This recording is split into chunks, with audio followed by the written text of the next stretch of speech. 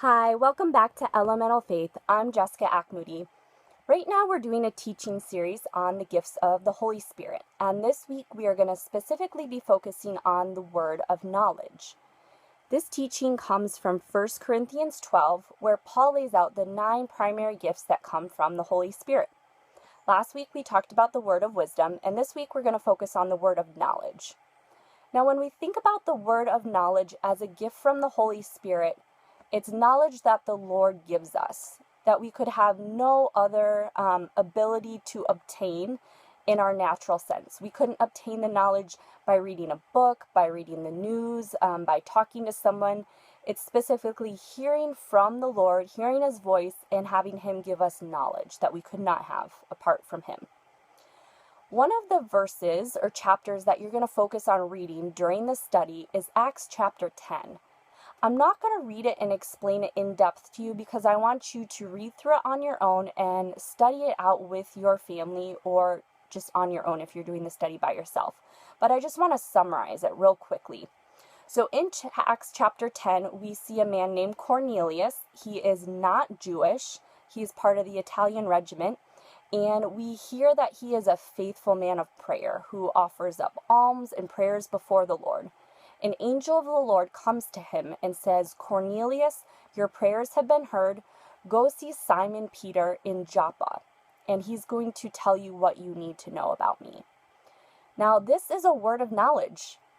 Cornelius obviously has never heard of this man named Simon Peter. He's visited by an angel of the Lord, and the angel specifically tells him where to go to meet this man named Simon Peter, to learn more about who God the Father is, who Jesus the Son is, and who the Holy Spirit is. This is a word of knowledge. Now, as you keep reading, you're going to see that Peter has a vision then from the Lord, and God is teaching Peter in this moment, don't call anything unclean because I have made all things clean. And the Lord is specifically connecting this knowledge that he's giving to Peter to Cornelius and the men that Peter is about to minister to. So again, we see another word of knowledge happening. God is giving Peter knowledge that he couldn't have, through his own flesh, because Jews, they're very set apart from the Gentiles. They don't interact with them. And God's saying, no, Peter, I want you to go minister to these people and tell them about who I am. So I just love this passage and how the Lord reveals himself to these men in visions and speaks to them and gives them knowledge that they couldn't have on their own, so that they can know who the living God is more and more. So that's what you're going to study out in this Bible study connected to this video. There's a downloadable PDF attached to this video on the Facebook post or on this YouTube page that you can see, and there's also going to be additional reading in there. There's another link to Blue Letter Bible for a really lengthy study on the Word of Knowledge if you want to check that out. And yeah, I just want to share just a couple personal examples of how I've seen the Word of Knowledge in my life. One of the ways that I've seen the Word of Knowledge really active is when I've been doing street ministry.